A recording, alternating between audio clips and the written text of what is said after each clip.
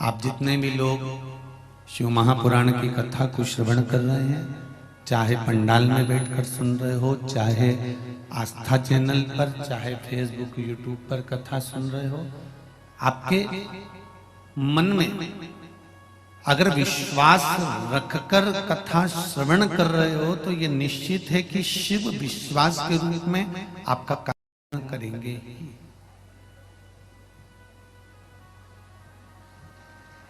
ये निश्चित है।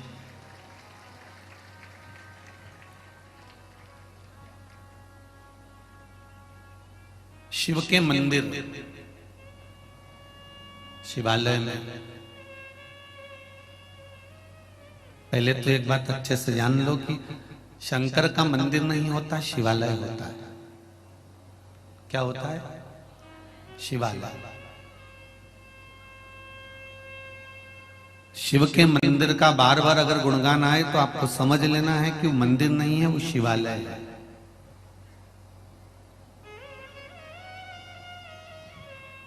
मंदिर और शिवालय में अंतर होता है। मंदिर में जो भगवान बैठते हैं वो साल भर में एक बार डोल 11 पे या कोई उत्सव होता है, उसमें मंदिर से बाहर निकलते हैं। और शिवालय का मतलब यह होता है कि शंकर के उस मंदिर में, शिवालय में जहां पर शिवलिंग है वहां पर शंकर भगवान अगर बैठे हुए हैं, शिवालय बना हुआ है, शिवलिंग रखा हुआ है, तो वहां शिव और पार्वती प्रतिदिन प्रदोष काल में शाम के समय उस शिवालय से निकलकर भ्रमण पर चले जाते हैं। शिवालय और मंदिर में अंतर है।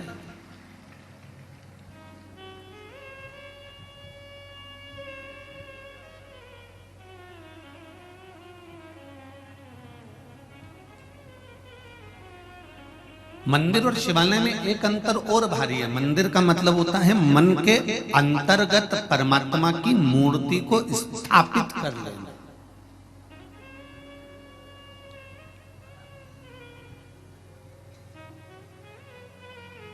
मन के अंतर्गत परमात्मा की मूर्ति को स्थापित कर लेना, यह मंदिर है।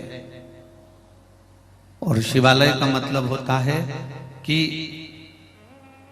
शिव का दर्शन कर कर, उसका स्पर्श कर कर उसमें ही लय हो जाना, उसमें ही मिल जाना, वो शिवालय है कि हम शंकर में लय हो गए, हम शंकर में समाहित हो गए।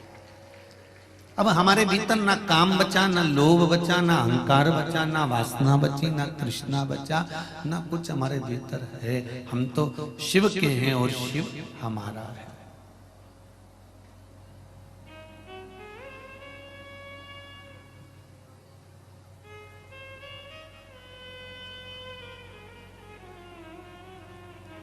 पर 5 कर्मेंद्री, 5 ज्ञानेंद्री और एक मन,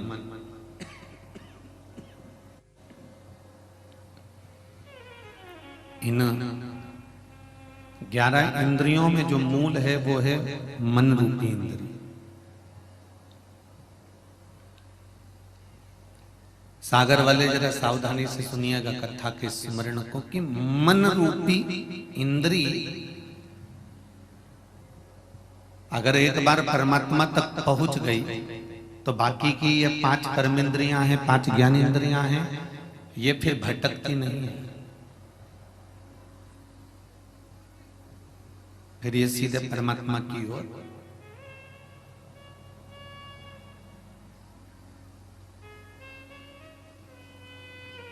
एक भागवत जी में एक भजन आता है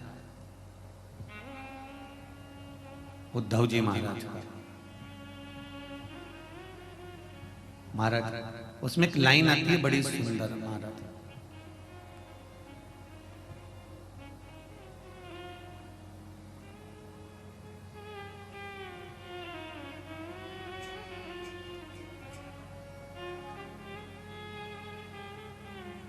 जिनके हृदय में श्याम समाये, वो नजर फिर भटकती नहीं है। एक लाइन है उसमें कि जिनके भीतर परमात्मा समाहित हो जाता है, जिनके नैनों में भगवान समा जाता है, फिर वो नजर, फिर वो हृदय भटकता नहीं है। मन परमात्मा में लग गया तो नेत्र नहीं भटके।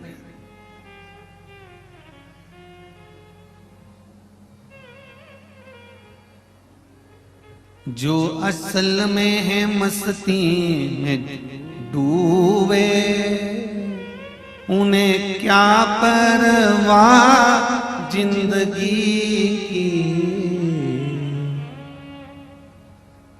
जो उतरती है चढ़ती है मस्ती, वो हकीकत में मस्ती। महाराज, जीवन में जो चढ़ाव और उतार में लगता है कि बचपन अच्छा गया, जवानी अच्छी आएगी, अधेड़ी अच्छी आएगी, थोड़े दिन खुश होकर जी लिए और थोड़े दिन बाद फिर रो लिए, तो ये मस्तता नहीं है। एक संत का जो स्वभाव होता है, एक साधु का जो स्वभाव होता है, एक गुरु का, एक तपस्वी का, एक मुनि का जो स्वभाव होता है, वो प्रत्येक दिन, प्रत्येक पल, प्रत्येक घड़ी, प्रत्येक समय में वो हमेशा खुश ही नजर आता है।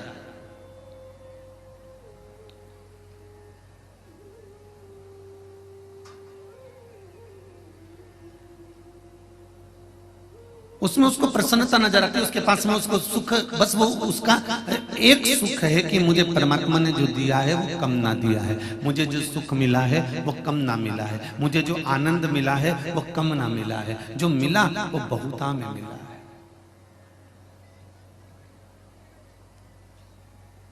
एक राजा का बगीचा,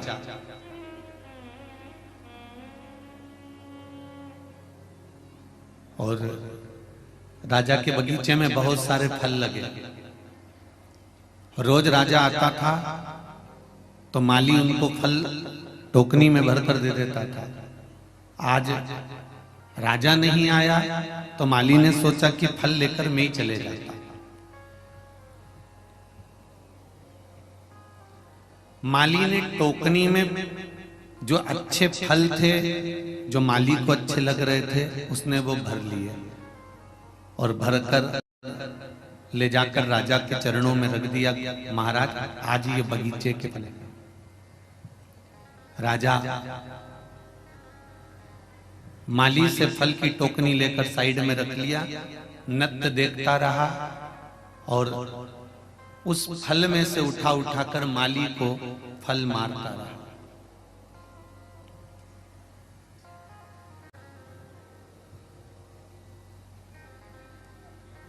थोड़ी देर बाद राजा माली से पूछा,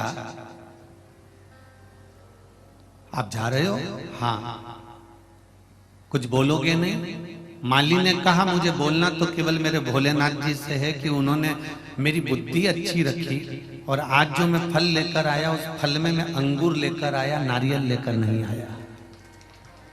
ये शिव ने मेरे ऊपर कृपा करी, ये मेरे भोलेनाथ ने मेरे ऊपर कृपा करी कि फल में मैं अंगूर लाया और आप मुझे अंगूर उठा उठा कर मारते रहे।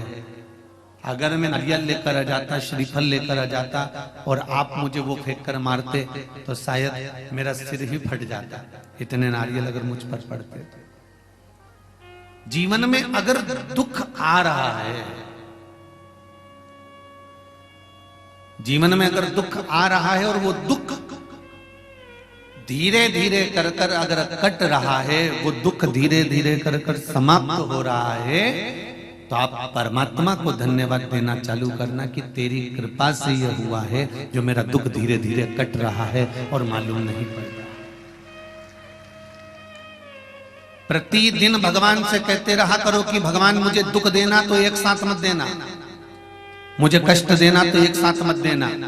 जैसे मेरी माँ रोटी बनाती है तो आटे में थोड़ा सा नमक डाल लेती है, अगर मुट्ठी भरकर नमक डालेगी, ढेर सारा नमक डालेगी तो वो रोटी खारी हो जाएगी, ना उसे गाय खाएगी ना उसे स्वान खाएगा, वो रोटी कोई नहीं खाएगा, फिर वो रोटी पड़ी रहेगी। उसी तरह भगवान से कहना भोलेनाथ अगर मेरी किस्मत में, क्योंकि कर्म का भोग तो मनुष्य को भोगना पड़ेगा, मानव का शरीर तो भोगना तो पड़ेगा, जो पूर्व में कर्म कर कर आए हो उसका भोग भोगना तो पड़ता ही है। माता सीता ने एक चिड़िया को कैद में रखा तो माता जानकी को कैद में रहना पड़ा। कश्यप बाबा ने वरुण देवता की गाय को ले जाकर अपने कक्ष में बांध लिया था, यज्ञशाला में बांध लिया था, और गाय के बछड़े रोते रहे तो वरुण देव ने कश्यप बाबा को भी श्राप दे दिया था कि तुम्हें मृत्यु लोक में जाकर जैसे मेरे गाय के बछड़े अपनी मां के लिए रो रहे हैं, तुम पृथ्वी पर जाओगे और वसुदेव बनोगे और तुमको तुम्हारी औलाद के लिए रोना पड़ेगा। तो ये तो कर्म का दंड है जो मनुष्य को भोगना है। आए हो तो भोगना तो पड़ेगा, पर परमात्मा से कहते जाओ, परमात्मा से बोलते जाओ कि हे परमात्मा इतनी कृपा करना, जैसे आटे में नमक डाला जाता है और रोटी में स्वाद आता है, उसी तरह हमारी जिंदगी में दुख तो बहुत आएंगे, क्योंकि हमने पूर्व में क्या करा हमको क्या मालूम है, हम क्या क्या कर्म कर कर आए ये हमें ज्ञात थोड़ी ना है। इसलिए परमात्मा एक काम करना, अगर दुख देना तो एक साथ मत देना, तकलीफ देना तो एक साथ मत देना, कष्ट देना तो एक साथ मत देना, आटे में नमक के बराबर थोड़ा थोड़ा दुख डाल डाल कर देते जाना, तो हम उसको झेलते जाएंगे, हम उसे झेल कर समाप्त करते जाएंगे। और तू अगर एक साथ दे देगा तो हमसे झेला नहीं जाएगा।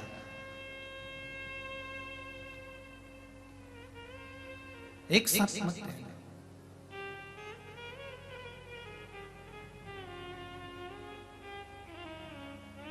महाराज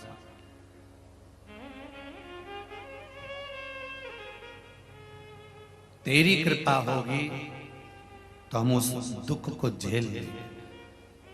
और जितने लोग इस कथा को सुन रहे हैं आस्था चैनल पर, फेसबुक, यूट्यूब पर, और जितने इस पावन 1, 2, 3 और 4 पंडाल में बैठकर आप लोग जो कथा का रसपान ग्रहण कर रहे हैं, बड़े ध्यान से सुनना कि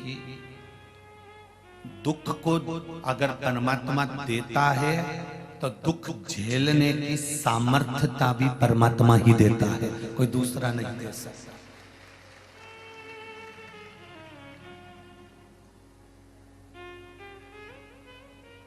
एक कैंसर के मरीज को देखना, जिसकी किडनी, जिसका लीवर खराब हो गया और उसका डायलिसिस चल रहा हो, उसको देखना।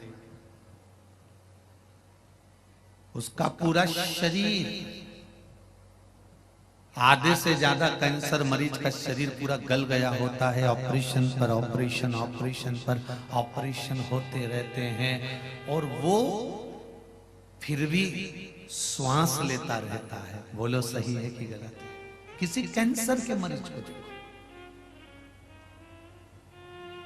फिर भी श्वास ले रहा है।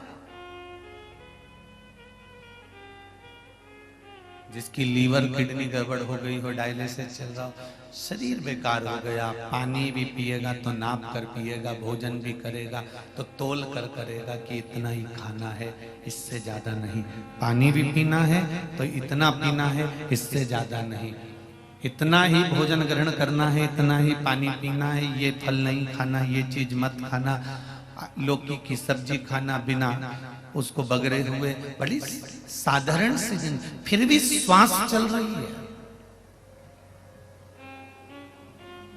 परमात्मा उसको रोग, तकलीफ, दुख झेलने का बल मेरा बाबा ही दे सकता है, किसी की सामर्थ्यता नहीं हो सकती, किसी की सामर्थ्यता नहीं है। दुख झेलने का बल देगा तो मेरा बाबा देगा। किसी के घर में अगर बेटियों का जन्म हो जाता है, किसी के घर में एक बेटी हो गई, दो बेटी हो गई, तीन बेटी हो गई, चार बेटी हो गई, तो माता पिता को दुख नहीं करना चाहिए कि इनको पढ़ाएगा कौन, इनका पालन कौन करेगा, इनका विद्याध्ययन कौन कराएगा, इनका विवाह कौन कराएगा, इनको पढ़ाएगा कौन, इनको आगे कौन बढ़ाएगा, इनको निभाएगा कौन। अगर तुम्हारे घर में बेटियों का जन्म हुआ है तो एक बात का स्मरण हमेशा रखना कि परमात्मा जिसके घर में बेटी देता है तो उस बाप के भाग्य को भी खोल ही देता है। अगर बेटी का जन्म हुआ है तो पिता के भाग्य को खोल देता है। तीन के भाग्य का धन हर व्यक्ति को मिलता है। पहला बेटी के भाग्य का, दूसरा गौमाता के भाग्य का, तीसरा संत ब्राह्मण के भाग्य का। अगर बेटी ने जन्म लिया है तो पिता, जब बेटी विवाह के लायक हो जाएगी, जब बेटी का विवाह, मंगल विवाह का समय आ जाएगा, जब बेटी के विवाह का समय आ जाएगा तो ये निश्चित है कि पिता के पास कहीं से भी धन आएगा और बेटी का विवाह सोचा नहीं होगा, उससे दुगना होगा और अच्छा होगा। ये शिव की कृपा होती। रोते तो हमें, बेटी ने जन्म ले लिया, बेटी ने जन्म ले लिया, क्या होगा और क्या। और मेरा बेटियों से भी निवेदन है,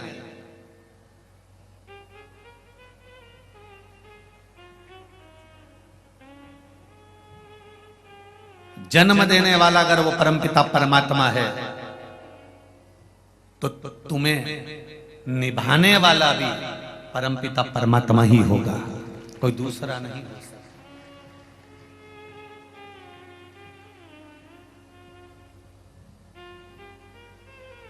कई बेटियां ऐसी होती हैं जिनको मायके से बड़ा, मेरे मायके वाले हमको नहीं पूछ रहा है, मेरे मायके वाले मुझे नहीं पूछ रहा है, मेरे मायके वाले मुझे नहीं बुला रहा है, मेरे मायके से कोई फोन नहीं करता है, मेरे मायके से कोई मुझे लेने नहीं आता है, मेरे मायके में मेरे भैया भाभी हैं वो मुझे पूछते नहीं है, मेरे मायके में मेरे ताऊ चाचा हैं वो मुझे पूछते नहीं है, मेरे मायके में ऐसा हुआ उन्होंने मुझे पूछा नहीं, मेरे मायके में ये हुआ उसने मुझे बुलाया नहीं, मेरे मायके में वो हुआ उसने मुझे पूछा नहीं, मुझे फोन आया नहीं। मेरी बेटियों से निवेदन है,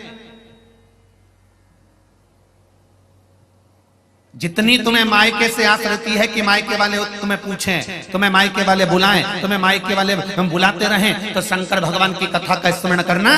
माता सती के साथ भी यही हुआ था। तुम ये आशा लगा कर मत बैठना कि मायके वाले तुम्हें बुलाएं या तुम्हें पूछें। तुम्हें तो आशा देवाधिदेव महादेव से लगाना चाहिए कि शंकर मुझे बुलाए।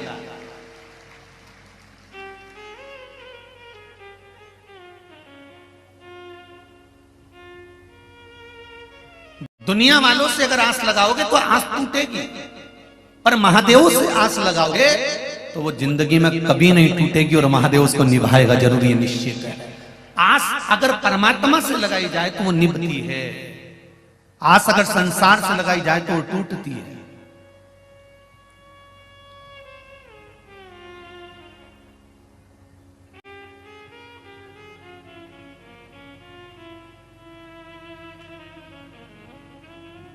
जरा सा मौसम गड़बड़ होता है और मोबाइल काम करना बंद कर देता है। बोलो री जी सही है गलत है? अरे बोलो तो रे, सही है। जरा सा मौसम गड़बड़ हुआ और नेटवर्क नहीं मिलता, फोन नहीं लगता। मौसम गड़बड़ हुआ और नेटवर्क मिलना बंद हो गया, फोन लगना बंद हो गया, आप बेचैन हो गए, फोन क्यों नहीं लग रहा, मैं इनको कब से लगा रही हूँ, मैं इनसे बात करना चाहती हूँ, ये मेरा फोन क्यों नहीं उठा रहा है, मैं इतना फोन लगा रही हूँ, फोन नहीं उठा रहा है। जरा सा नेटवर्क गड़बड़ हुआ और फोन नहीं लगा। उसी तरह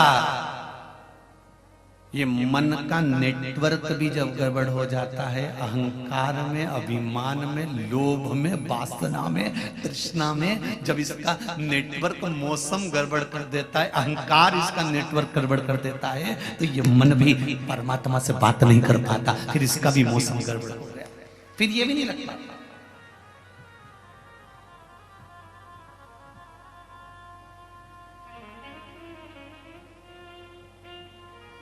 फोन सही नंबर डायल करोगे, सही नंबर डायल करोगे तो सही जगह फोन लगेगा। बोलो सही है? और अगर नंबर गलत डायल कर दिया तो फिर सही जगह फोन नहीं लगेगा, रॉन्ग नंबर फोन लगेगा। घंटी बजेगी जरूर, फिर रॉन्ग नंबर पर लगेगा, घंटी दूसरी जगह बजेगी। अब घंटी बजाना थी तुमको भेरू को, और वो लब बज गई जगदम्बा का।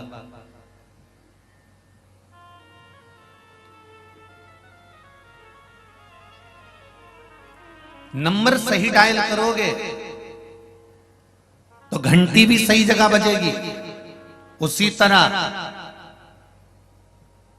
मंदिर में जाकर, कथा में जाकर इस मन के नंबर को परमात्मा के नंबर से श्री शिवाय नमस्तुभ्यम जब नंबर सही डायल करोगे तो ये निश्चित है घंटी भी मेरे देवाधिदेव महादेव की वहीं बजेगी कि मुझे बुलाया है।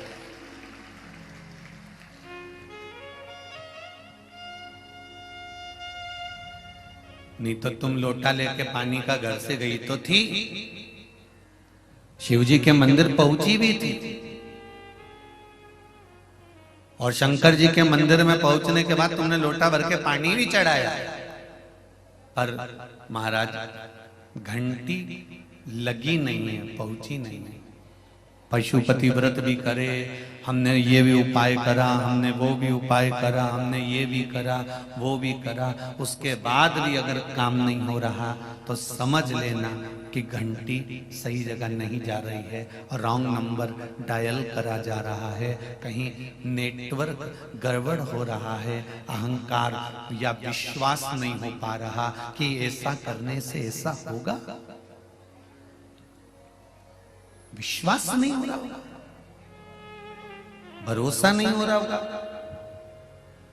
मैंने तेरे ही भरोसे ओ बाबा, तेरे ही भरोसे हवा बिच उड़ती जावांगी, बाबा डोर तो छटेला में कटी जावांगी। ओ भोले में तेरी पतंग, शंभू में तेरी पतंग, हवा बिच उड़ती जावांगी, बाबा डोर तो छटेला में कटी जावांगी।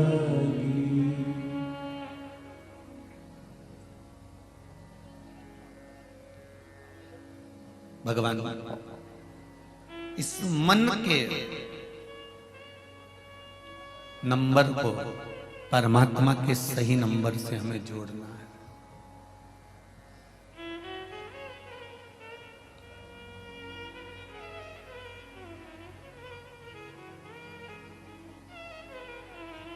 सही नंबर से जोड़ना।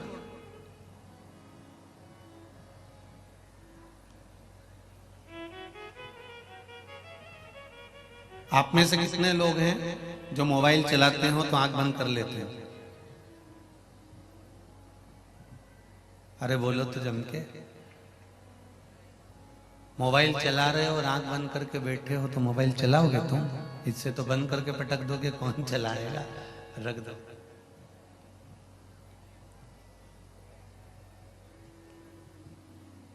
मोबाइल चलाते समय दृष्टि भी, जम के बोलो जरा, मोबाइल पर होना चाहिए।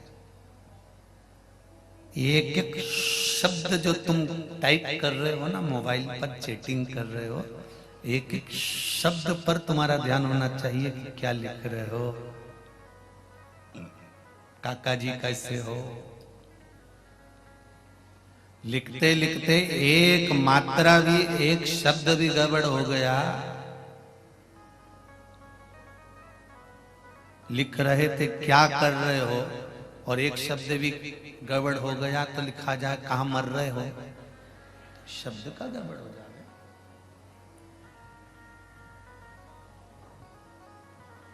जरा विचार करना।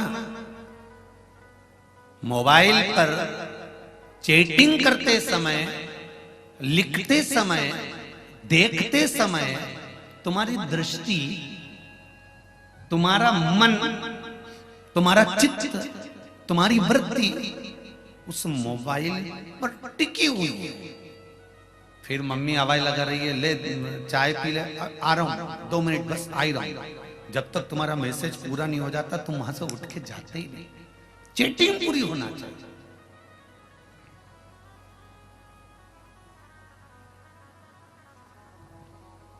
जब मोबाइल चलाते समय तुम दूसरे की नहीं सुनते, तो शिवजी पे जल चढ़ाते समय इन संसार वालों की क्यों सुनते हो? उसकी भक्ति में जब रमो तो ये मन, ये चित्त और ये दृष्टि उसमें होना चाहिए।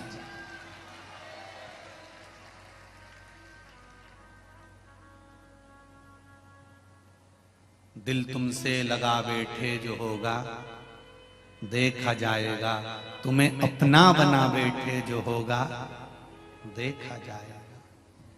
आज कोरियर द्वारा 2 पत्र आए हैं। पता नहीं, हम पहले भी बोलते हैं कि तुम लोगों को एड्रेस कहां से मिल जाता है राम जी। ये पत्र कोई कम पढ़ रहे हैं जो तुम लोग वहां से लिख लिख के भेज दिए हो? ये कम पढ़ रहे हैं, और लिफाफे भेज दिए। अच्छा, और ये लिफाफे आ जाए और नहीं पढ़ो ना और सामने रखे रहे तो भी फिर वो कहने में आ जाता है कि हमने पत्र भेजा था और गुरुजी को दिग भी किया तो भी लिफाफा नहीं खोला, इसलिए उसको खोल के पढ़ना पड़ता। तो अभी कथा चालू होने से पहले उसको यही पढ़ रहे थे कि भेजने वाले ने भेजा। सुनीता राजेश गुप्ता 103 राधानगर इंदौर से ये कोरियर आया है। सुनीता राजेश गुप्ता 103 राधानगर इंदौर। अच्छा, इनको एड्रेस पूरा मिल गया। श्रीमान पंडित प्रदीप मिश्रा, महाशिव पुराण कथा स्थल, पटकुई हरिहर रेस्टोरेंट के पास, सागर मध्य प्रदेश। क्यों केसरवानी जी, तुम बताने गए थे क्या? है? बता।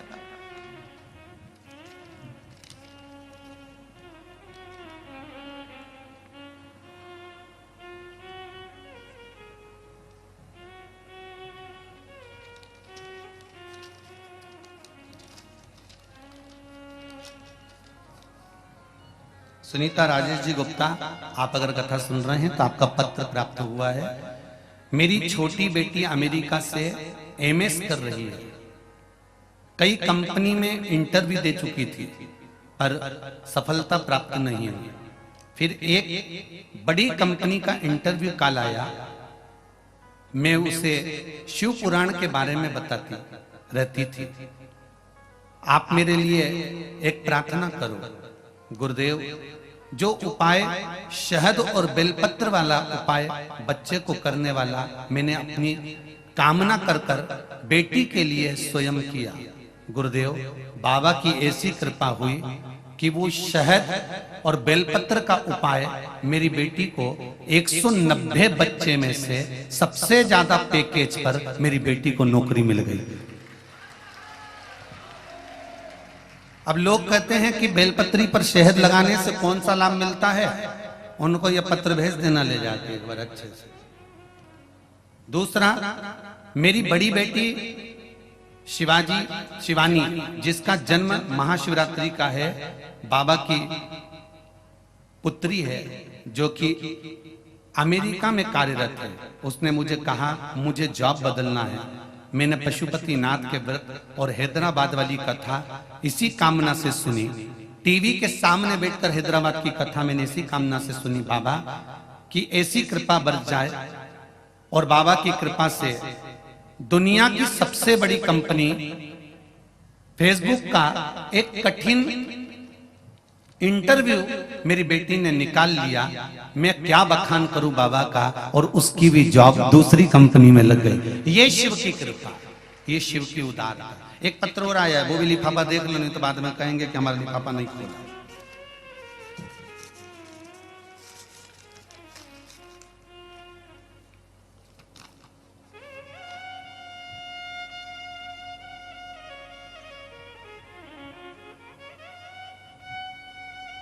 निशा गोपाल, निशा गोयल, दीपक जी गोयल, जगाधारी यमुना नगर से ये निशा गोयल और दीपक जी गोयल, जिला यमुनानगर, हरियाणा से यह पत्र आया है। तो निशा जी और दीपक जी, आपका पत्र प्राप्त हो गया है।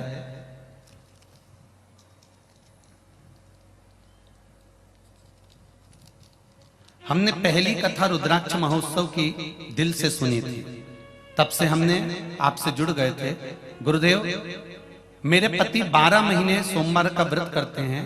उन्हें जब पहली बार व्रत में बेलपत्र चढ़ाने का महत्व मैंने बताया, तभी मेरे पति ने शहद वाला प्रयोग कर कर बेलपत्र का प्रयोग करा और एक सर्विस को जो ढूंढ रहे थे, नौकरी को जो ढूंढ रहे थे, और बाबा की कृपा से उनकी सरकारी नौकरी डाक विभाग में लग गई।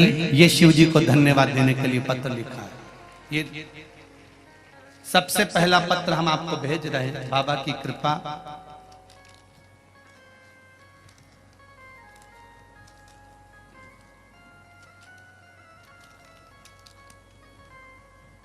मेरी मम्मी के गठान हो गई थी पिछले महीने वो गठान दिनों दिन बढ़ती जा रही थी। अल्ट्रासाउंड की रिपोर्ट तीसरे दिन आनी थी। उससे पहले मैंने आपका बताया हुआ उपाय किया, दिल से बाबा से जाकर कहा, और बाबा की कृपा से जो रिपोर्ट आई उसमें मेरी माता को कोई बीमारी निकल कर नहीं आई। ये शिव की कृपा है। उदारता शंकर की क्या होती है ये शिव ही जानता। आप दिल से उससे कहेंगे और दिल से उससे बोलेंगे तो वो सुनेगा। बस एक बात का स्मरण अपने जीवन में रखिएगा। फिर कहूंगा, मोबाइल चलाते समय तुम्हारी दृष्टि मोबाइल में रहती है, नेत्र मोबाइल में रहते हैं। टाइप करते समय तुम्हारा मन मोबाइल में रहता है। किसी अच्छे से जब चैटिंग चलती है तो मुख पर स्माइल भी रहती है। बोलो सही है कि गलत है? ये तीन चीजें चैटिंग करते समय, मोबाइल चलाते समय तुम्हें ध्यान करना है कि मोबाइल पर चलाते समय नेत्र मोबाइल पर है, मन मोबाइल पर है, चेहरे पर स्माइल है। यही की यही जब मेरे देव अधिदेव महादेव से आप बात कर रहे हो, जल चढ़ा रहे हो, बेलपत्री चढ़ा रहे हो, मेरे शंकर के शिवालय में बैठकर उसकी आराधना कर रहे हो, श्री शिवाय नमस्तुभ्यम मंत्र का जाप कर रहे हो, या पंचाक्षर मंत्र नमः शिवाय बोल रहे हो, या षडाक्षर मंत्र ओम नमः शिवाय बोल रहे हो, तब तुम्हारा ये मन, तुम्हारी ये दृष्टि, तुम्हारा ये चित्त मेरे देव अधिदेव महादेव में होना चाहिए, तो वो सफलता मिलेगी निश्चित।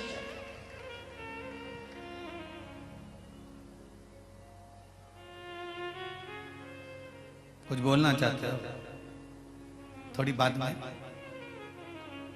जब कथा आधे घंटे की रह जाएगी तब हम मौका देंगे, ठीक है? चित्त वृत्ति को, मन को जोड़िए।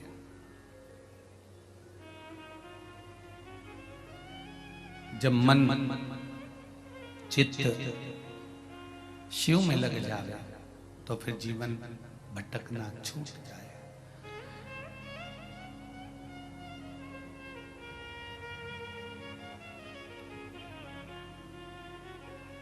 जो असल में है मस्ती में डूबे, उन्हें क्या परवाह जिंदगी की।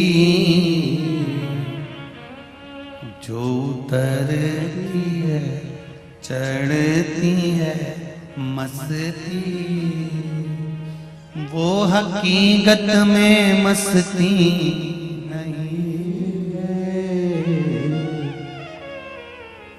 तो प्रेम की बात है। ओधो बंदगी तेरे बस की नहीं। आप मन चित्त परमात्मा में लगाओ तो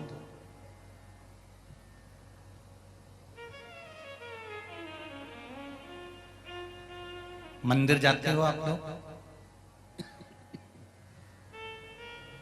घंटी बजाते हो मंदिर में? बोलते जाओ जरा, सागर वाले, ठीक है। काय के लिए बजाते हो?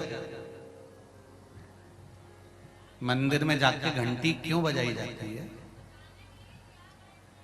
भगवान को बताने के लिए कि आ गए हैं।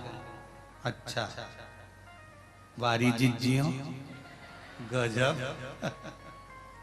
परमात्मा को बताने के लिए कि हम आ गए हैं, यही बोला है ना?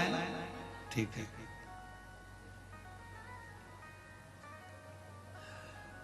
तुम माता के गर्भ में जब आए थे ना, उस दिन से उसको मालूम है कि तुम आ गए। तो घंटी बजाने की जरूरत परमात्मा को बताने के लिए नहीं है, घंटी की जरूरत अपने लिए है। जैसे घंटी का नाद हो उस समय पर आप सावधान हो जाओ। जैसे स्कूल में घंटी बजती है तो क्या टीचर के लिए बजती है कि प्रिंसिपल के लिए बजती है? घंटी किसके लिए बजती है? बच्चों के लिए, स्टूडेंट के लिए कि ये घंटी बजी है परेड में खड़े हो जाओ, ये घंटी बजी है प्रार्थना में खड़े हो जाओ, ये घंटी बजी है विज्ञान का सब्जेक्ट का ये क्रम चालू होने वाला है, ये घंटी बजी है मैथ का क्रम चालू होने वाला है, टाइम चालू होने वाला है, आधे आधे घंटे का जो सब्जेक्ट चालू होता है उसके अनुसार घंटी बजती है। एक घंटी बजी, फिर 2 घंटी बजी, फिर 3 घंटी बजी, फिर एक घंटी ऐसी बजती है टन टन टन टन टन टन, मतलब छुट्टी। कोई तुम्हें बताने नहीं आता कि घंटी किसके, तुम्हें ज्ञात हो जाए। घंटी टीचर के लिए नहीं, घंटी प्रिंसिपल के लिए नहीं, घंटी स्टूडेंट के लिए बजाई जाती है कि स्कूल में जो घंटी बजी है उससे स्टूडेंट ये समझ जाए कि अब मेरा सब्जेक्ट ये वाला चालू हो रहा है। मंदिर में जो घंटी बजती है ये परमात्मा को दिखाने के लिए नहीं बजती कि हम आ गए, ये घंटी अपने लिए बजती है कि तू मंदिर में खड़ा है, भगवान का हो जा और एक चित्त लगाकर परमात्मा का स्मरण कर।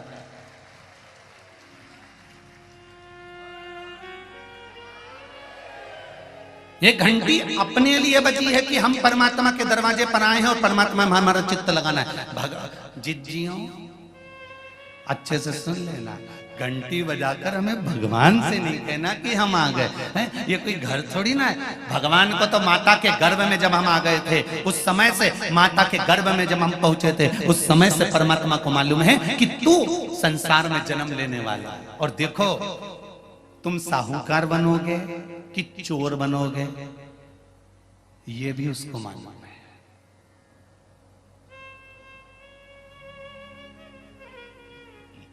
एक चोर साधु के पास पहुंच गए। चोर साधु के पास गया और साधु से जाकर उसने, चोर ने बिल्कुल सही सही कह दिया कि मैं चोर हूं, मेरे पास चोरी का सामान है, बहुत तेज पानी गिर रहा है, मुझे आपके आश्रम में रख लीजिए। संत ने कहा तुम जानते नहीं हो मैं संत हूं और मैं चोर को आश्रय दूंगा, चलो निकलो यहां से बाहर। चोरी का सामान लेकर आ गए और मेरे आश्रम में आ गए, चलो निकलो यहां से बाहर। बरसते हुए पानी में, कड़कड़ाती बिजली में, भयंकर ओलावृष्टि में संत उसका हाथ पकड़कर उसको बाहर निकालने लगा। चोर पांव पड़ने लगा, मानो तो गुरुदेव आप संत हो, मुझे रख लो, मैं चोर हूं। अगर वो चोर कह देता कि मैं चोर नहीं, कोई व्यापारी हूं और मेरे पास व्यापार का सामान है, तो संत रखता कि नहीं रखता? उसको रख लेता ना। पर उसने सत्य कहा कि मैं चोर हूं, मेरे पास में चोरी का सामान है। संत के पास जाकर उस चोर ने बिल्कुल सत्य कहा कि अगर मुझको झूठ बोलना है तो संसार में बोलूंगा, पर संत के दरवाजे पर क्या झूठ बोलना। तो संत के दरवाजे पर जाकर उसने सत्य कह दिया कि मैं चोर हूं, मेरे पास में चोरी का सामान है। संत उसको धक्का मारकर निकालने लगे। तभी आकाशवाणी हुई कि ये संत कहते मैं चोर को अपने यहां रखूं।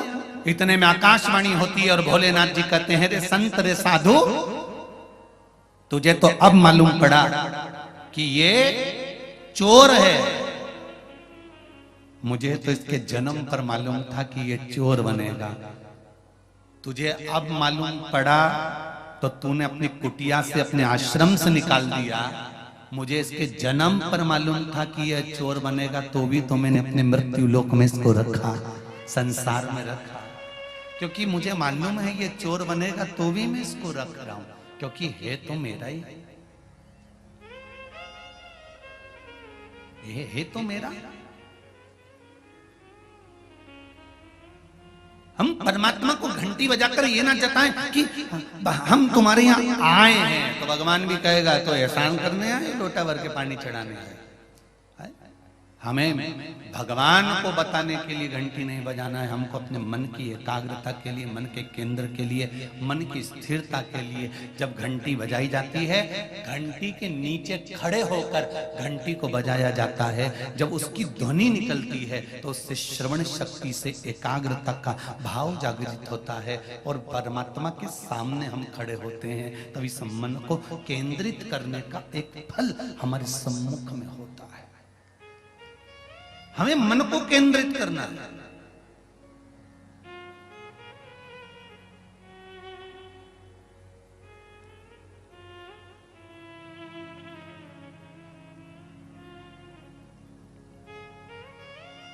और जब अपना मन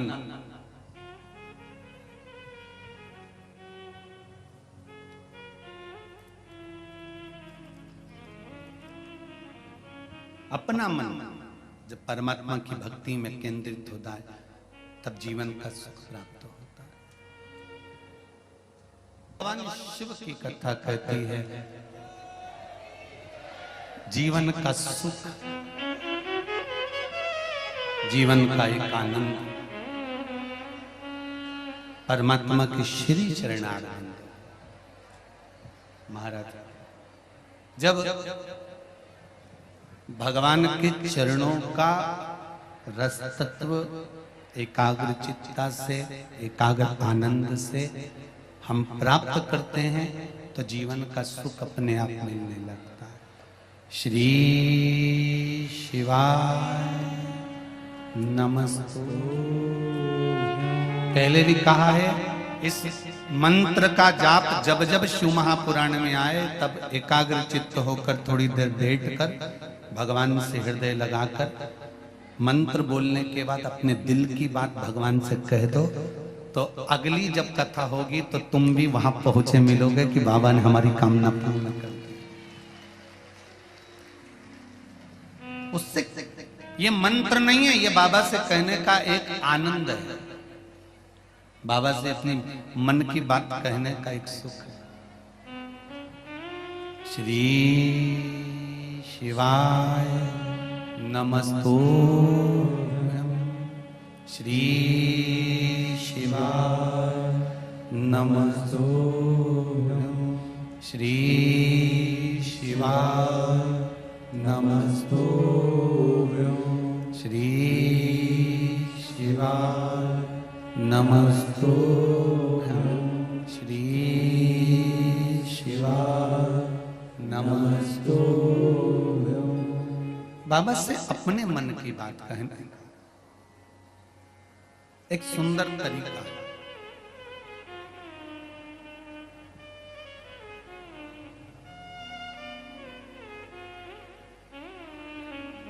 इस मंत्र का बल, एक पत्र आया है देखिए, इस मंत्र का बल कितना प्रबल है।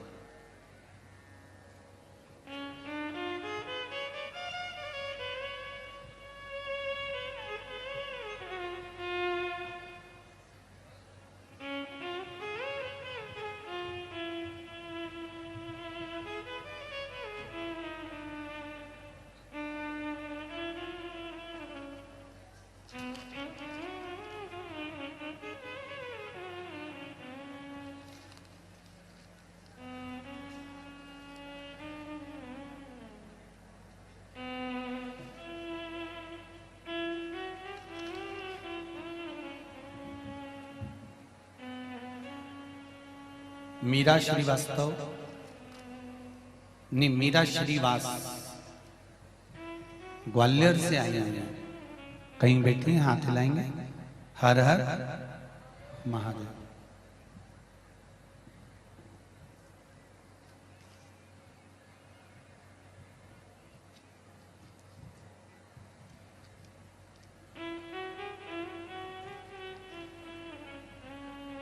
मीरा जी, बाबा की कृपा, जरा माइक पहुंचाएंगे, पहुंचाइए जरा। वो ग्वालियर वाली बहन जी को जल्दी पहुंचाओ। हाँ, देते जाओ, एक दूसरे को बढ़ाते जाओ जरा थोड़ी।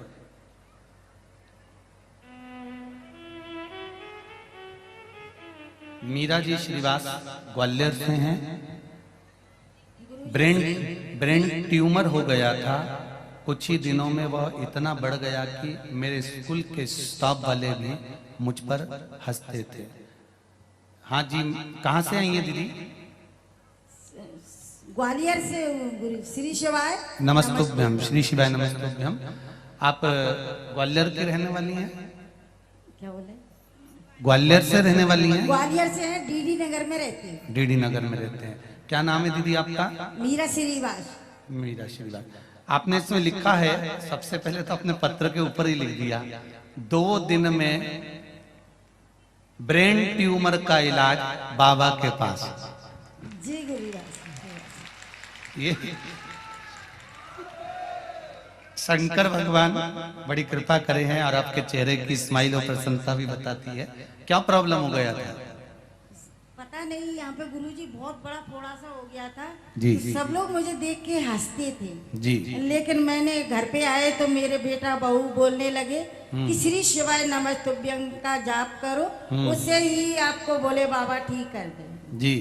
तो बस मैंने श्री शिवाय नमस्तुभ्यम का जाप किया, बस उसी से दिन पे दिन ठीक हो ही गए। अब ठीक है? बिल्कुल बिल्कुल ठीक है, मैं ठोकती रहती हूँ।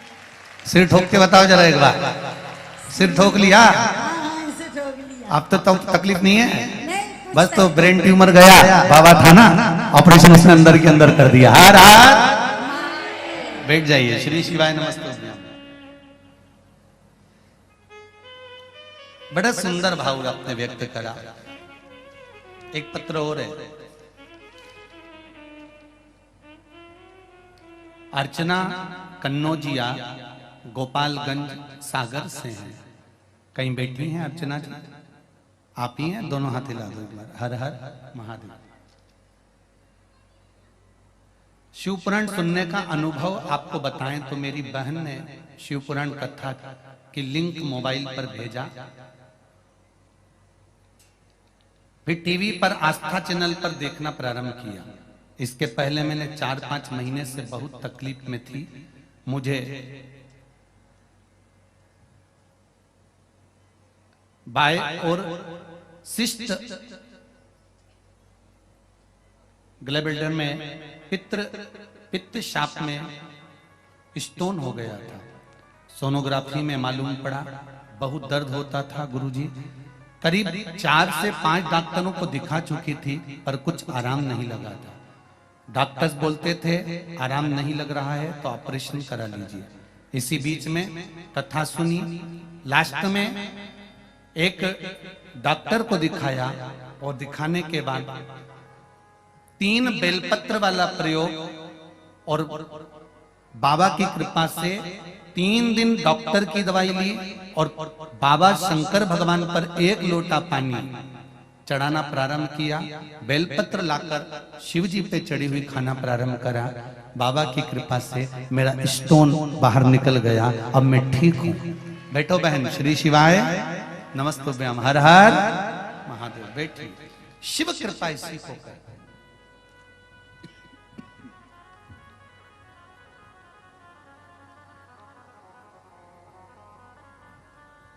चाहे आप आस्था चैनल पर कथा सुन रहे हो, चाहे मोबाइल पर कथा सुन रहे हो, चाहे फेसबुक यूट्यूब पर सुन रहे हो, चाहे इस पंडाल में बैठकर सुन रहे हो, अगर दिल से मेरे बाबा से कुछ कहा जाता है तो वो सुनता जरूर है।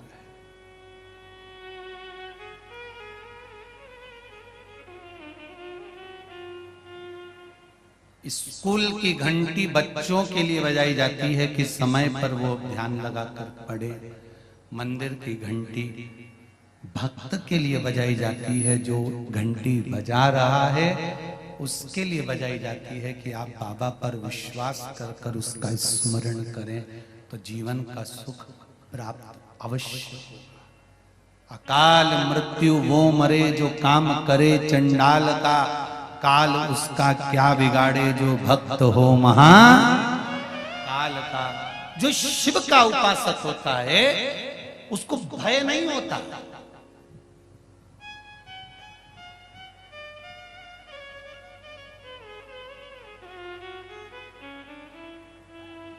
अगर भगवान की करुणा हो, भगवान की कृपा हो, तो कई बार श्राप भी अगर लग जाए ना तो वो भी फलीभूत हो जाता है।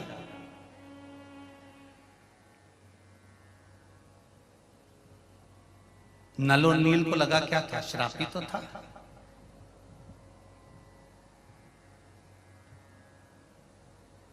ये नल और नील जब जन्म लिए थे, मात्र 5 वर्ष की आयु थी इनकी, और इन दोनों बालकों ने क्या उपद्रव मचाया था। जो संत साधु बैठकर भगवान की सेवा करते थे, ठाकुर जी से लाड लड़ाते थे, शालिग्राम जी की सेवा करते थे, ये नल नील भगवान को उठाकर पानी में फेंक आते थे।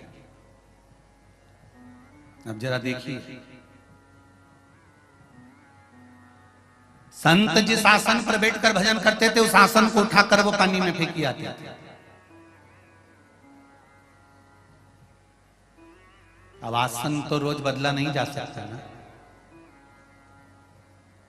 आसन की बड़ी महत्वता है शिव महापुराण में, कि जिस आसन पर बैठकर हम पूजन करते हैं उस आसन की महत्वता जरूर जानना।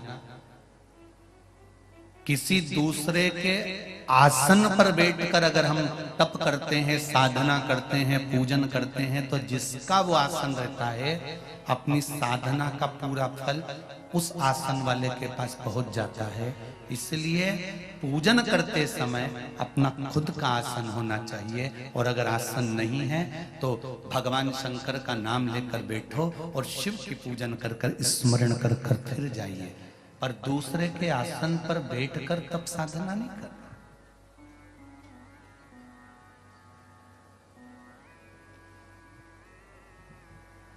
स्वयं का आसन रखिए।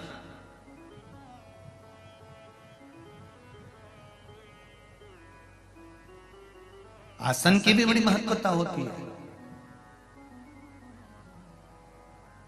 आसन जब बहुत ज्यादा गंदा हो जाता है, मैला कुचेला हो जाता है, तो माताएं उसको धो लेती हैं। वैसे तो आसन को हमेशा ऐसा रखना चाहिए कि वो गंदा ही ना हो, क्योंकि उसमें तप बल बड़ा प्रबल होता है। पहले की शिव महापुराण को उठाकर देखना, जो कुबेरेश्वर धाम से बाची हुई हैं पुरानी 2019 की, अगर वो निकाल कर आप सुनेंगे तो उसमें वर्णन किया था हाथ की माला, आसन, दीपक जिसमें दिया लगाते हो, ये पुराने होते चले जाते हैं तो इनका तप कितना बढ़ते चले जाता है। मान लो अगर आसन गंदा भी हो गया और आप उसको धो रहे हो, तो वो धुला हुआ पानी वॉशरूम में फेंकना नहीं है। उस पानी को संभाल कर रखकर अपने घर के चारों तरफ उस पानी को या छत पर उसको छींट देना। क्यों? उसमें तुम्हारे पूजन का, साधना का, भजन का तपबल उस आसन में आ जाता है। ये जो संत लोग पहले के समय में जो हाथ में जल लेकर श्राप दे देते थे, ये किस चीज के लिए दे देते थे? क्या कमंडल में जो जल रखा रहता था उस जल में इतना बल बढ़ जाता था कि वो जल लेते से फेंक देते तो श्राप दे देते थे? नहीं, कमंडल के जल में वो बल नहीं होता था, मुनियों के, संतों के, साधुओं के आसन में वो बल होता था। उस पर तप साधना करते थे, और तप साधना का जब बल बढ़ जाता था तो जो वस्तु हाथ में जल की लेते थे वो जल जब छींटते थे तो उस जल से श्रापित हो जाता था। ये आसन कोई साधारण होता है कि जब देखो जब बदल लो आसन को? मंदिर का दिया क्या साधारण होता है? जब देखो जब बदल लो मंदिर का दिया। गौमुखी और माला कोई साधारण होती है कि जब देखो जब बदल लिया?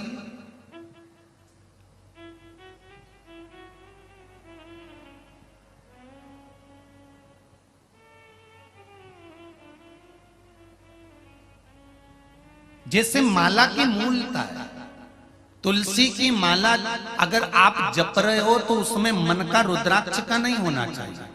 रुद्राक्ष की माला अगर बनी हुई है तो उसमें कोई मन का तुलसी का नहीं होना चाहिए। मोती की माला से अगर आप जाप कर रहे हो तो उसमें पन्ने का मन का नहीं होना चाहिए। अगर शंख की माला से जाप कर रहे हो तो उसमें रुद्राक्ष नहीं होना चाहिए। आप जिस माला से जप कर रहे हो वो माला के सारे मन के एक जैसे होना चाहिए। अगर तुलसी के हैं तो तुलसी के, रुद्राक्ष के हैं तो रुद्राक्ष के, शंख के हैं तो शंख के, मोती के हैं तो मोती के, पन्ना के हैं तो पन्ना के, जिस चीज के भी वो मन के हैं वो मन के एक जैसा होना चाहिए। उसमें अगर मन का बदल गया तो तुम कितनी भी माला जप लो उसका फल प्राप्त नहीं होता।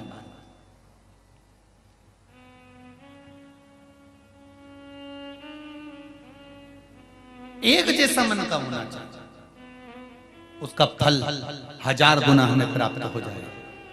और अगर कोई मन का तुमने फैशन डिजाइन में बदलवा लिया कि नहीं हमको तो इसमें तुलसी की माला में रुद्राक्ष की माला का मन का लगा दो, या रुद्राक्ष में मोती लगा दो, या मोती में तुम एक काम करो शंख लगा दो, या शंख की जगह तुम पन्ना लगा दो, पुखराज लगा दो, तो ये श्रेष्ठता नहीं करता हमारा।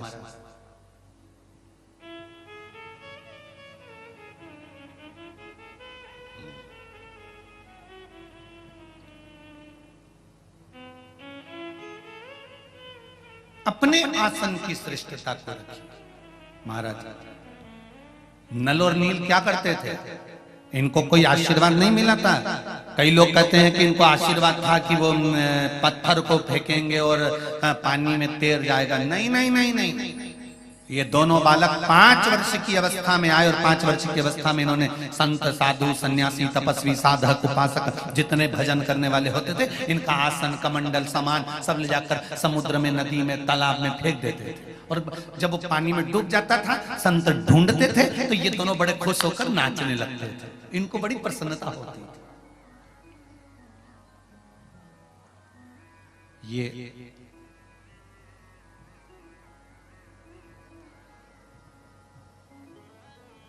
कई बार इनके माता पिता को, अश्विनी कुमारों को बताया गया कि भाई तुम्हारी बच्चे ऐसा कर रहे हैं।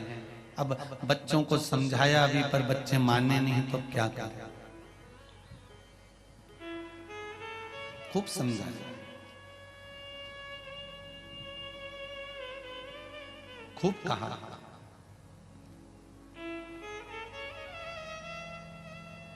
एक बार सारे ऋषि संत एक जगह एकत्रित हो गए और उनको गुस्सा आ गया। उन्होंने कहा इनका कोई ना कोई उपचार तो करना पड़ेगा, बच्चे हैं माना।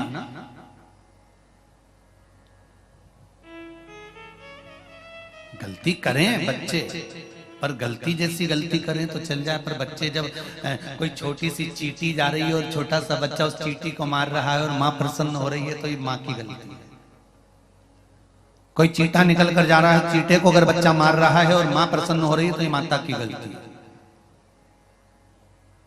गलत काम करने पर बच्चा अगर छोटा है तो उसको छोटी अवस्था में ही उसको डांट देना चाहिए, उसको समझा देना चाहिए। बांस अगर गीला है तो उस गीले बांस को नवा देना चाहिए तो नब जाएगा, और अगर बांस सूख गया उसके बाद नवाओगे तो वो टूट जाएगा। उसी तरह यहाँ ऋषियों ने, संतों ने विचार करा कि ये गजब काम कर रहे हैं, छोटे छोटे बच्चे हैं और सामान ले जाकर नदी में फेंक रहे हैं। इन्होंने श्राप दे दिया, ए नल और नील,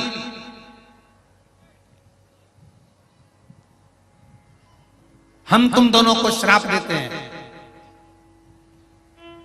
कि तुम कोई भी वस्तु अब पानी में डालोगे तो वो डूबेगी नहीं, वो तैरेगी। इससे क्या फायदा हुआ ऋषियों का? ये आसन फेंक देते थे तो पानी में तैरता रहता था तो ये पकड़ के लिए आते थे। ये मूर्ति, भगवान की मूर्ति पानी में फेंक देते थे तो वो तैरती रहती थी तो उसको पकड़ के लिए आते थे। कोई सामान अगर पानी में फेंक देते थे तो वो उठा कर लिया आते थे। ऋषियों को ये फायदा हो, संतों को ये फायदा हो, पर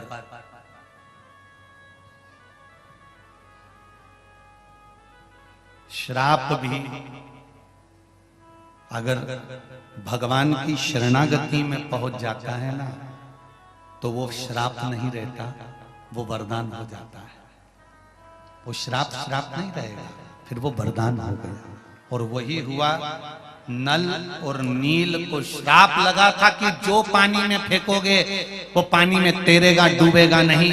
नल और नील श्रापित होने के बाद जब बड़े होकर मेरे राम जी के चरणों में पहुंच गए, और राम जी के चरणों में जब पहुंचे, जिस समय मेरे राघव जी ने रामेश्वर धाम की स्थापना कर दी, स्थापना कर कर जब आगे बढ़े तो नल और नील दोनों बैठे हुए थे। तब स्वयं शिव की प्रेरणा हो गई कि तुम कहां ढूंढ रहे हो, इन दोनों बच्चों को श्राप लगा है, जो फेंकेंगे वो पानी में तैरेगा, इनके हाथ से पत्थर टच करवा कर फेंकना प्रारंभ करो, वो पानी में तैर जाएगा। और श्राप भी आशीर्वाद बन गया। दुनिया के लोग पूछते शंकर भगवान क्या करते हैं, हम कहते हैं एक ही काम करता है, जो दुनिया का कोई नहीं कर सकता वो देवाधिदेव महादेव करता है। जो दुनिया का कोई नहीं कर सकता वो देवाधिदेव महादेव करता है।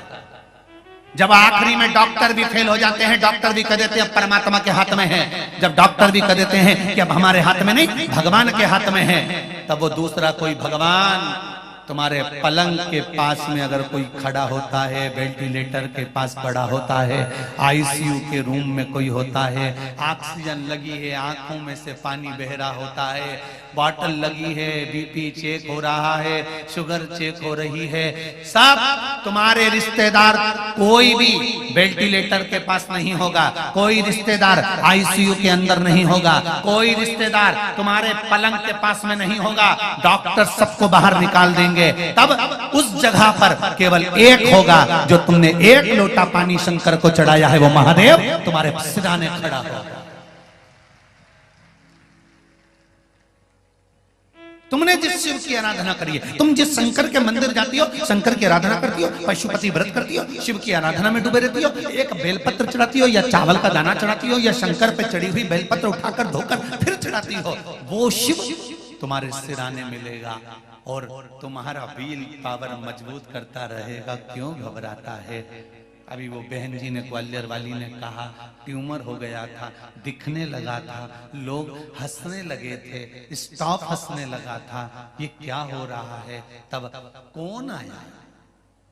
हंसने वालों के भी मुख पर अगर कोई ताला लगा सकता है तो मेरा वो देवाधिदेव महादेव ही लगा सकता है, दूसरा कोई नहीं।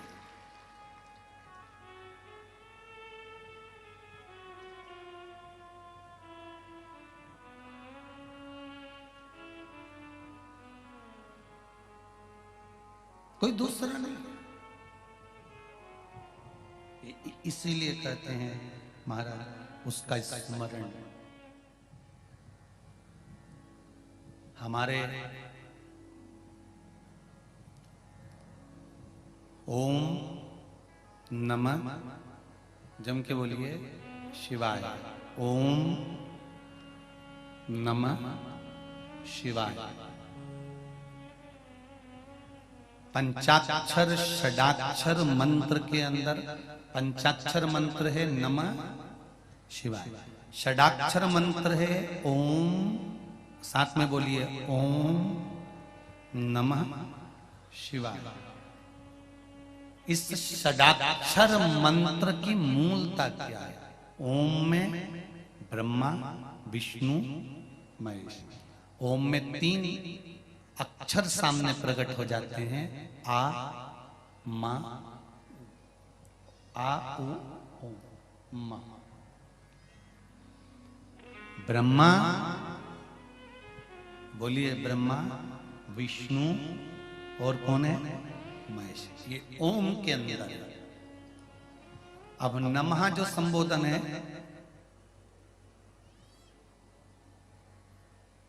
उस नमः संबोधन में शांति और पुष्टि समाई गई।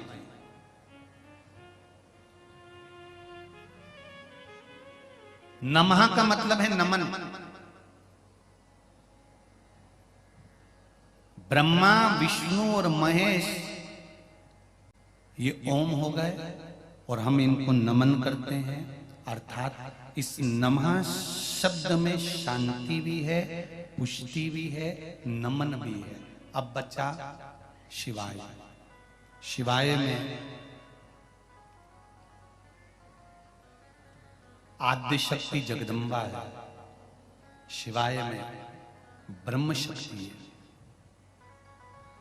शिवाय में 33 कोटि देवताओं की जो उनके वज्र में, उनके त्रिशूल में, उनके चक्र में, उनके शंख में जो जो शक्तियां होती हैं, वो सारी शक्तियां केवल शिवाय शब्द में है। कौन से शब्द में है? शिवाय।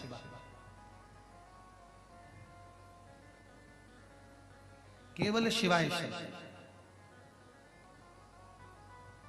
अब जरा विचार करिए, षडाक्षर मंत्र ओम नमः शिवाय, सब बोलिए ओम नमः शिवाय, ओम नमः। इस षडाक्षर मंत्र में 33 कोटि देवताओं का संपूर्ण बल समाहित होता है।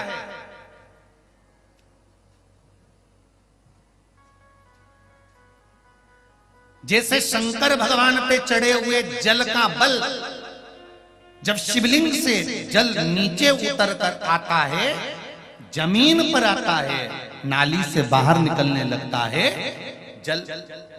एक किसी ने पत्र भेजा, इसी से समझ में।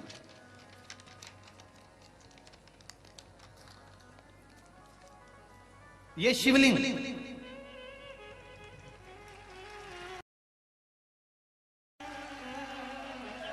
पत्र भेजा है किसी ने, ये शिवलिंग, इसका चढ़ाया हुआ जल जब बहता बहता बहता बहता अंतिम छोर पर आता है, इस पीठ के अंतिम छोर पर आता है, और अंतिम छोर पर आने पर उस जल का मात्र नयन पर स्पर्श ही कर लेना सारी इंद्रियों को केंद्रित कर देता है। मात्र स्पर्श कर देना।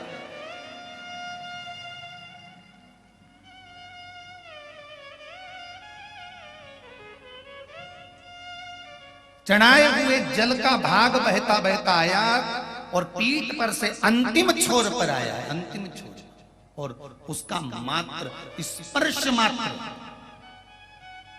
फल प्रदान करता है। गुरुजी, शंकर भगवान पर शिव महापुराण में कहीं लिखा हुआ है कि शिव जी पे चढ़ी हुई वस्तु नहीं खाना चाहिए, और आप कथा में कहते हो कि बेलपत्री का सेवन करना चाहिए, तो फिर हम किसकी माने? तो निवेदन पहले भी करा, आज फिर करते हैं। केवल नर्मदेश्वर शिवलिंग ऐसा होता है जिसके ऊपर चढ़ी हुई वस्तु का हम पान कर सकते हैं, पर सारे पूरे भारत की भूमि पर, पूरे विश्व में तो नर्मदेश्वर शिवलिंग नहीं होंगे ना, फिर हम बेलपत्री कैसे खाएं? तो आपको एक बात कही थी कि शंकर भगवान पर चढ़ी हुई बेलपत्र जब आप लेकर आए तो शंकर भगवान से ये कहकर लेकर आए कि ये औषधि के रूप में दे दो। औषधि कहीं से भी ली जा सकती है, औषधि कहीं से भी प्राप्त कर।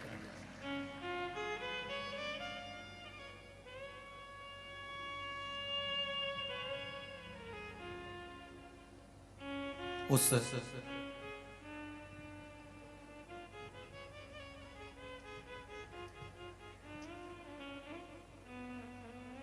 औषधि को कहीं से भी प्राप्त किया जा सकता है। कैसे?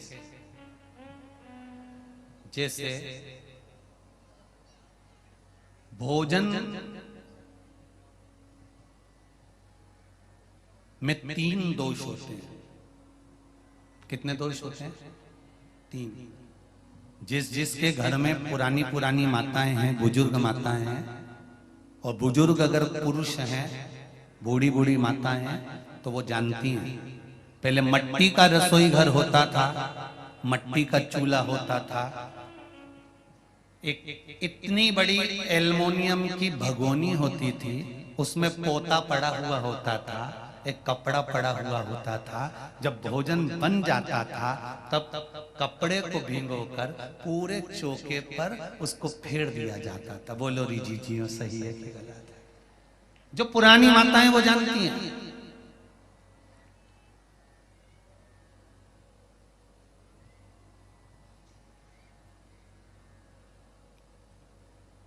क्यों? ये आने वाली पाश्चात्य सभ्यता, आज के जमाने में तो रसोई घर है, रात को ऐसे कैसे बंद कर दिया, झूठे बर्तन ले जाके पटक दिए, बाद बेसिन के अंदर ले जाकर पटक दिए मंजोटा में, और बस दरवाजा बंद किचन का, और किचन का दरवाजा बंद होने के बाद सवेरे से उठ के आई बकासी भरती रही, मुंडा भी नहीं धोया और लाइटर से गैस चालू करा, चाय माय उकुल के वो लेके जाए। अब कई लोग कहते हैं गुरुजी कि घर में कमाई अच्छी है, पैसा अच्छा है, सब परिवार अच्छा है, सब भाई कमा रहे हैं, सबकी माताएं जानती हैं, सबकी पत्नियां जानती हैं कि हमारा पति कमा रहा है, सबके बच्चे अच्छे हैं, परिवार अच्छा है, धन अच्छा है, गाड़ी बंगला खूब है, फ्लैट अच्छा है, मकान अच्छा है, रिश्तेदार अच्छे हैं, सब कुछ है घर में, पर शांति क्यों नहीं है? उसका एक कारण है, पहले होता था रसोई घर, अब हो गया किचन। किचन का मतलब किच-किच घर। रसोई घर और किचन में अंतर है। रसोई घर में रोज भोजन के बाद में पोछा लगता था, या भोजन बनने से पहले सुबेरे माताएं एक कपड़ा गीला कर कर पोता लगाती थी, उसके बाद में चूल्हा जलाती थी। आज के जमाने में तो बिना नहाए, बिना मुख धोए, भले तुम बिना नहाए तुम अपनी जगह पर हो गए, हो सकता है तुम्हारी नींद ना खुलती हो, लेट खुलती हो, पर जब भी रसोई घर में चाय की हंडी चढ़ाओ, चाहे तुम चाय बनाओ, सबसे पहले अगर गैस चालू कर रहे हो, अग्नि को प्रकट कर रहे हो, रसोई घर में भोजन बना रहे हो, तो पहले उस रसोई घर में भोजन से 3 दोष उत्पन्न होते हैं। उस 3 दोष को मिटाने के लिए पहले एक कपड़ा गीला कर कर, भले पत्थर क्यों ना है, उसको पोंछ देना चाहिए, तो 3 दोष समाप्त हो जाते हैं। घर में से क्लेश, अशांति समाप्त हो जाता है। भोजन में 3 दोष होते हैं। पहला जाति दोष, दूसरा निमित्त दोष, तीसरा आश्रय दोष।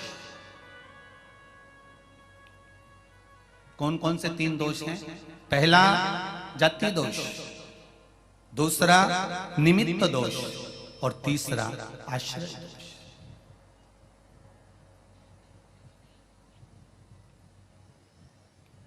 मतलब रसोई घर में जो तुमने भोजन निर्माण करा है, उसमें अगर कुछ गलत चीज बन गई है, कोई प्याज लहसुन का भोजन बन गया, या कोई आदिक मांसाहार से जुड़ा हुआ भोजन बन गया है, तो वो दोष ना रहे। दूसरा, भोजन जो बनकर तैयार हुआ है, उस भोजन पर घर में 4-5 माताएं रहती है, तो कोई ना कोई रजस्वला होती ही रहती है। किसी ना किसी को रजो धर्म तो रहता है, कोई का कभी रजो धर्म आता है, कोई का कभी रजस्वला धर्म आता है, किसी का कभी रजस्वला धर्म आता है। तो भोजन जो बनकर रखा हुआ है या भोजन बन रहा होता है, उस भोजन पर रजो धर्म धारण करने वाली स्त्री की अगर दृष्टि पड़ रही है, या उसका कोई हाथ लग गया है उस भोजन बनते हुए वस्तु में, तो उसका दोष समाप्त हो जाए। तो दूसरे नंबर पर आता है निमित्त दोष, और तीसरा दोष आता है आश्रय दोष। अपन कहां से चल कर आए और रसोई घर में प्रवेश कर कर अपन ने भोजन बनाया, अपने पांव की पादुका या अपना चरण में जो रज कहीं बाहर की गलत आकर प्रवेश कर गई है, तो वो दोष ना रहे। इसलिए भोजनशाला में भोजन बनाते समय और भोजन बनाने के बाद अगर तुम सुबेरे सुबेरे पोछा नहीं लगा सकते, तो रात्रि में जब तुम्हारा भोजन पूर्ण हो जाए, या सुबेरे का भोजन जब तुम्हारा पूर्ण हो जाए, उसके बाद में एक कपड़ा लेकर उस भोजन के प्लेटफॉर्म को, उस रसोई घर को एक कपड़े से तुम्हें नोकर,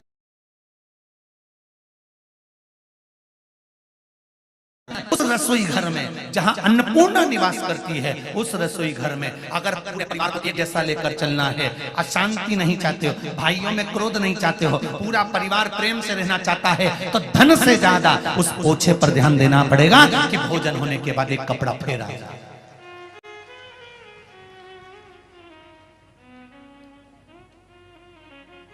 और यदि आपने रात को पोछा नहीं लगाया है तो सुबह रसोई घर चालू करने से पहले पोछा फेरो। 3 दोष से निजात होना चाहिए, 3 दोष मिटना चाहिए। वो दोष समाप्त होगा, और समाप्त होगा तब भोजन का जो निर्माण होगा उसमें एक सुख प्राप्त होगा, एक सुख।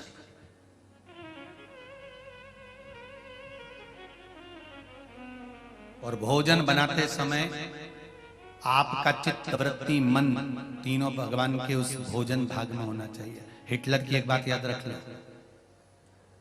हिटलर की किताब पढ़ना, उसमें मिलेगा आपको हिटलर जिस देश पर आक्रमण करता था, जिस प्रदेश पर आक्रमण करता था, हिटलर जिस देश पर आक्रमण करने वाला होता था, पहले अपने गुप्तचरों को भेजता था, पता कर आओ कि उस देश में जिसमें मैं आक्रमण कर रहा हूं वहां के लोग बैठते हैं तो झुककर बैठते हैं कि तनकर बैठते हैं। हिटलर अपने गुप्तचरों को भेजता था केवल उस देश में देखने के लिए कि झुककर बैठते हैं कि तनकर बैठते हैं, साधारण बैठते हैं कि दीवार से टिक कर बैठते हैं। केवल हिटलर ये पता करता था, और हिटलर के गुप्तचर जाते थे और जिस देश में देखकर आते थे कि वहां के लोग तनकर बैठे हुए हैं, हिटलर उस देश में कभी आक्रमण नहीं करता था। हिटलर उस देश में आक्रमण करता था जहां के लोग जब बैठते हैं तो कंधे को झुका देते हैं, नब जाते हैं या दीवार से टिक जाते हैं। हिटलर समझ जाता था जब इनकी रीढ़ की हड्डी मजबूत नहीं है तो देश भी मजबूत नहीं है,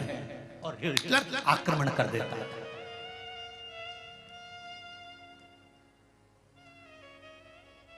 हिटलर उस देश पर आक्रमण कर देता जिसकी रीढ़ की हड्डी मजबूत नहीं। इसलिए हमारा शास्त्र कहता है, हमारा योग आश्रम कहता है, हमारा पतंजलि कहता है, हमारा योग कहता है, हमारे वेद और हमारे शास्त्र कहते हैं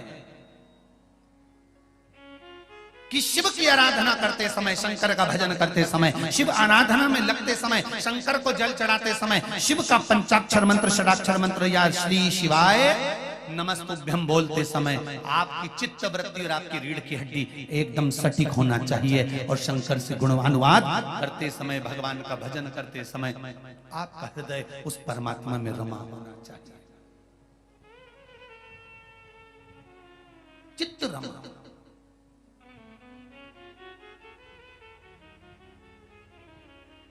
मजबूत करो अपने भजन को।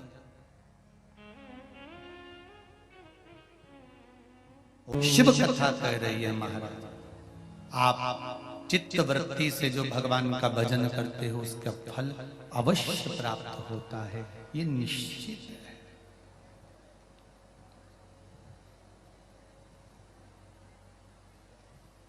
आप अगर आस्था चैनल पर भी कथा सुन रहे हो या फेसबुक यूट्यूब पर भी सुन रहे हो या पंडाल में आकर भी कथा सुन रहे हो तो इसका फल मिलेगा जरूर, निश्चित है।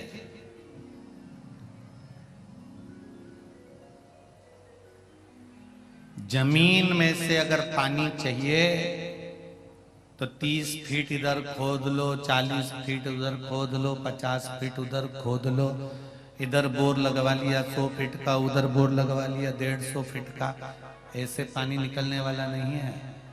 एक ही जगह पर 300 फीट तक खोदे जाओ, खोदे जाओ, 350 खोदो, 400 खोदो, पानी कभी तो आएगा। एक ही जगह पर अगर अच्छे से खोद लेते तो ये निश्चित है पानी निकल कर बाहर आ जाता। उसी तरह एक को पकड़कर अगर दिल से भज लेते तो निश्चित है कि मेरा शंकर मिल ही जाता। क्यों मिलेगा, निश्चित है।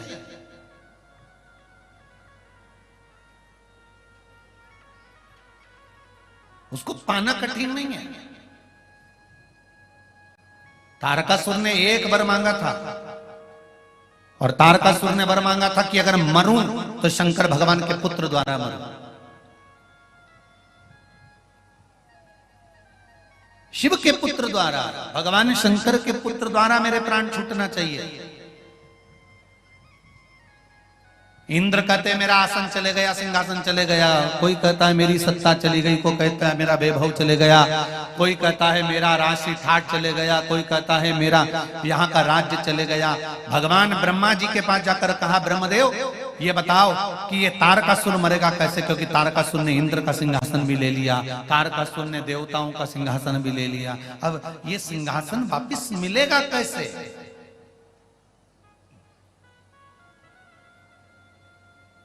कैसे प्राप्त होगा? तो ब्रह्मा जी ने एक बहुत सुंदर बात की है, आप भी थोड़ा सा ध्यान दीजिएगा इस बात पर।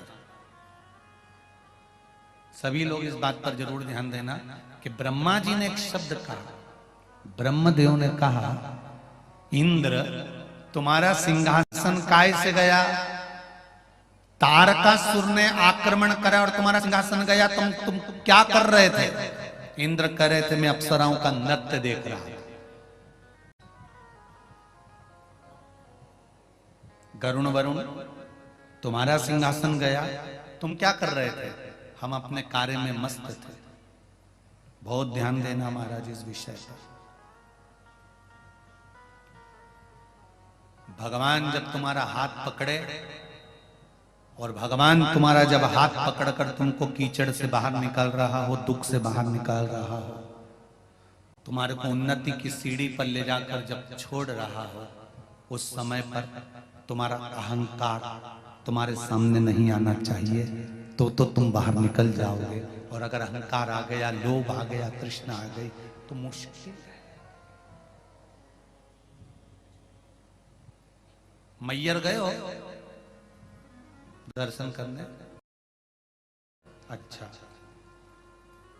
पैदल चढ़े हो?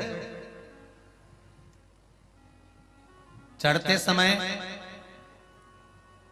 जो भी चढ़ता है वो थोड़ा सा झुककर चढ़ता है।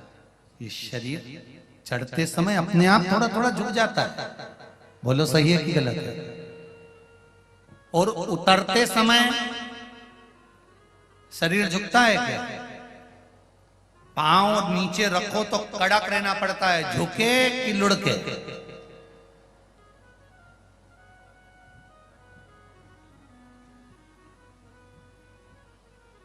जितना जितना ऊपर चढ़ते जाओगे,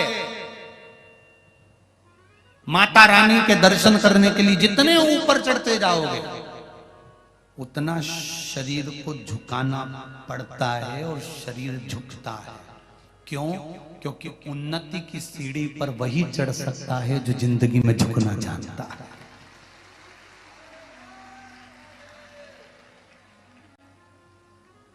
आप अगर झुकना सीख गए,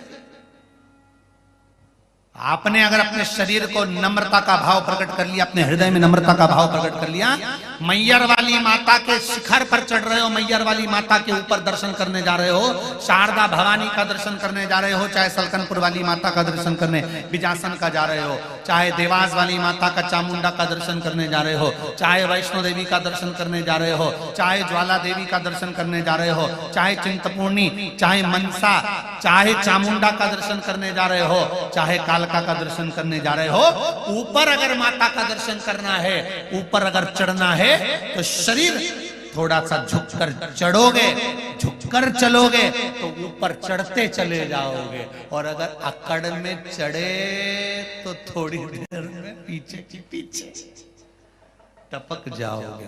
ध्यान रखना, भगवान जब हाथ पकड़े और तुम उन्नति की सीढ़ी पर थोड़ा थोड़ा थोड़ा थोड़ा चढ़ रहे हो, थोड़ा थोड़ा ऊपर की ओर बढ़ रहे हो, तो थोड़ी सी नम्रता, थोड़ा सा शरीर में नम्र भाव, हृदय में कोमल भाव लेकर आना। क्रोध नहीं, चिड़चिड़ प्रवृत्ति नहीं, आसक्तियां नहीं, थोड़ी सी नम्रता लेकर आना।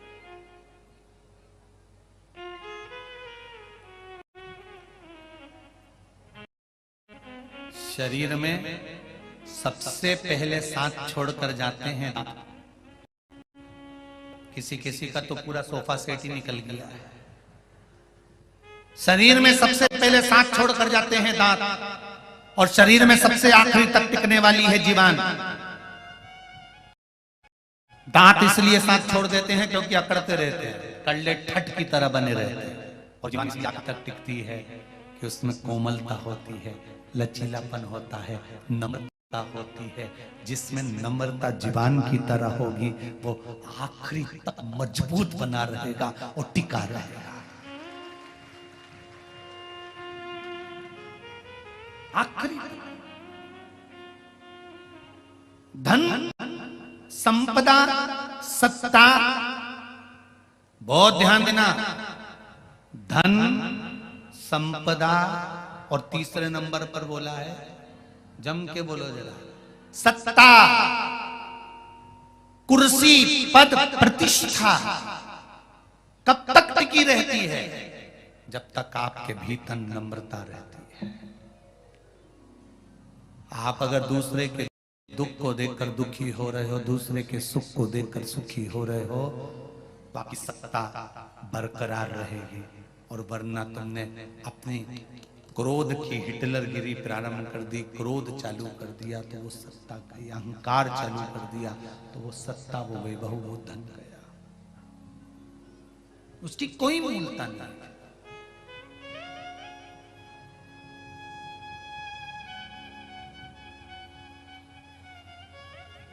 वैभव समाप्त हो गया, उसकी कोई मूलता नहीं। तारकासुर वर मांग रहे हैं, ब्रह्मा जी से वर मांगा तो वर ऐसा मांगा कि शंकर भगवान के पुत्र द्वारा मेरे प्राण छूटे, किसी और से मेरे प्राण ना जाए।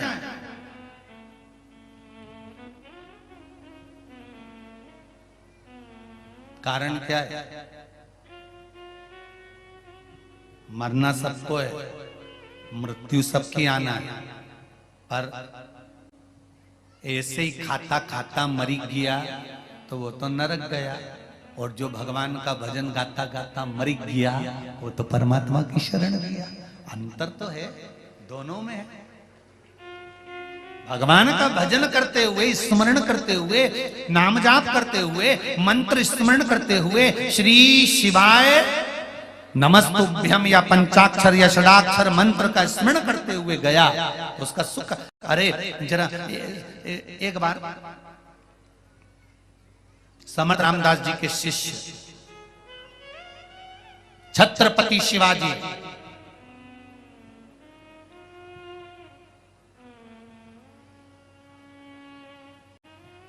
समर्थ रामदास जी के शिष्य छत्रपति शिवाजी, जिनका मुगलों के साथ में युद्ध हो रहा था और मुगल छत्रपति शिवाजी के सामने टिक नहीं पा रहे थे। क्यों?